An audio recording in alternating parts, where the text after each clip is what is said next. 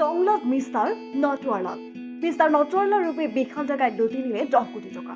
কোন এই বিশাল টাকা কেনেকৈ লুটি নিলে কোটি কোটি টকা? প্ৰতিবেদনৰ আৰম্ভণিতে আমি দেখুৱাই ল'ব বিচাৰিছো মিষ্টাৰ নটৱাৰলাল ৰূপী বিশাল টাকা। 25 বছৰীয়া এই যুৱকজনে স্থানীয় থলুৱা চুপাৰী বেপাৰীৰ পৰা প্ৰায় 10 কোটি টকাৰ চুপাৰী লৈ ৰহস্যজনকভাৱে পলায়ন কৰে আৰু তাৰ পিছতেই ব্যাপক চাঞ্চল্যৰ সৃষ্টি হৈছে টংলা চহৰত। উল্লেখ্য যে দৰং জিলাৰ ওদালগুৰি আৰু বাক্সা জিলাৰ চুপাৰী বেপাৰৰ প্ৰাণকেন্দ্ৰ হৈছে টংলা চহৰ। অভিযোগ অনুসৰি দীৰ্ঘদিন ধৰি টংলা চহৰতে বেপাৰ বাণিজ্য কৰি আহিছে এই মহা ঠগ প্ৰবঞ্চক বিশাল টাকাই আৰু তাৰ পিছতে থলুৱা চুপাৰী ব্যৱসায়ীসকলক লুটিবলৈ ৰচনা কৰিছিল এক দীৰ্ঘদিনীয়া পৰিকল্পনা অনুসৰি বিগত দুৰ্গা পূজাৰ আগমুহূৰ্তত অঞ্চলটোৰ বিভিন্ন থলুৱা চুপাৰী ব্যৱসায়ীসকলৰ পৰা অধিক লাভ দিয়াৰ প্ৰলোভন দেখুৱাই লাখ লাখ টকা চুপাৰী সংগ্ৰহ কৰিছিল। সকলোকে প্ৰতিশ্ৰুতি দিয়া হৈছিল যে পূজাৰ পিছত সকলোকে পেমেণ্ট আদায় দিয়া হ'ব, কিন্তু এদিন দুদিনকৈ 6 মাহ পাৰ হ'ল। এতিয়া খবৰ আহিছে বিশাল টাকা টংলা চহৰেৰে পলাইছে। কিন্তু কিয় এই কাম কৰিলে বিশাল টাকাই? ঘটনাটো বহুদিন গাপ দি থোৱাৰ পিছত এতিয়া খবৰ ওলাইছে একোজন লোকৰ পৰা 2 লাখৰ পৰা 6 লাখ টকা আত্মসাৎ কৰে প্ৰবঞ্চকটোৱে। একাংশ লোকৰ অভিযোগ বিশাল টাকাই এই কাৰ্যৰ পৰিয়ালৰ সকলোৰে সহযোগত কৰিছে। গুৱাহাটী আঠগাঁৱত বাস কৰা মাতৃ পত্নীৰ ওচৰত ব্যৱসায়ীসকলে টকা বিচাৰি গ'লে মাতৃৰ পোনপটীয়া কথা পুত্ৰ বিশাল হেৰাইছে। এই যোৱাকালি ৰাতি টংলাত 11:30 মান খাৰুপেটীয়াৰ পৰা 5জন মানুহ আহিছিলে। 2খন চোটা হাতী গাড়ী লৈ 2জন ড্ৰাইভাৰ 3-4জন লেবাৰ আৰু এজন ফতেচান্দ হিৰাৱতৰ মুনিম।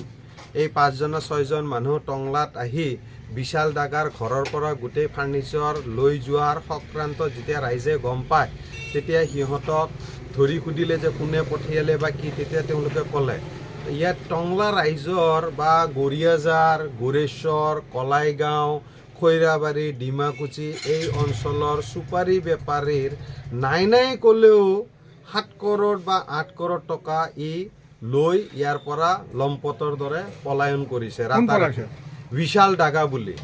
আৰু এই বিশাল ডাগাৰ আমি ভাবা মতে, ৰাইজে ভাবা মতে তাৰ নানা আছে খাৰুপেটীয়াত ফতেচান্দ হিৰাৱত।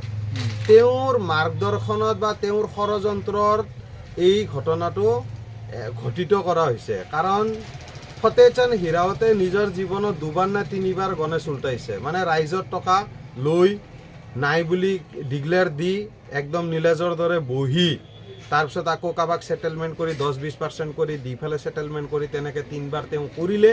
আৰু সেই যিটো নীতি দি তেওঁ চলি বিল্ডিং বান্ধি বেপাৰ কৰি আজাদিত খাই আছে সেইটোৱে নিজৰ নাতিয়েকক বিশাল ডাগাক শিকালে। বিশাল ডাগাৰ বাপেক মৰাৰ 1 বছৰ পিছত এই ঘটনাটো সংগঠিত কৰি কমেও 7 কোটি টকা মোৰ মতে টংলাৰ পৰা লৈ গৈছে। ব্যৱসায়ীসকলৰ অভিযোগ পুতেক যদি হেৰাইছে মাতৃয়ে কিয় পুলিচক অভিযোগ নিদিয়ে? ইপিনে এই ঘটনাৰ সম্প্ৰতি টংলা চহৰত সৃষ্টি কৰিছে তীব্ৰ চাঞ্চল্য। মহাপ্ৰবঞ্চক বিশাল টাকাক ঢুকি পাবনে আৰক্ষী বাহিনীয়ে? লাভ কৰিবনে থলুৱা চুপাৰী ব্যৱসায়ীসকলে হেৰুৱা টকা?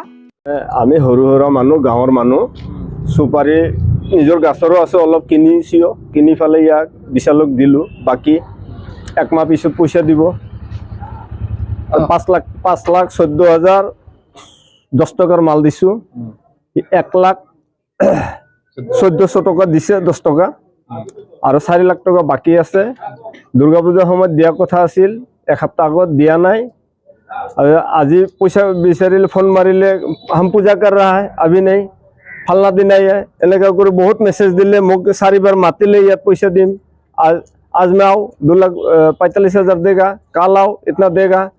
বহুত ঘূৰাই ফেলে কোনো উপায় নাই আমাৰ। এতিয়া মোটামুটি 2.5 মাহ 3 মাহ ধৰি আমি কুকুৰৰ দৰে ঘূৰি আছোঁ তাৰ পিছে মোবাইল চুইচ অফ।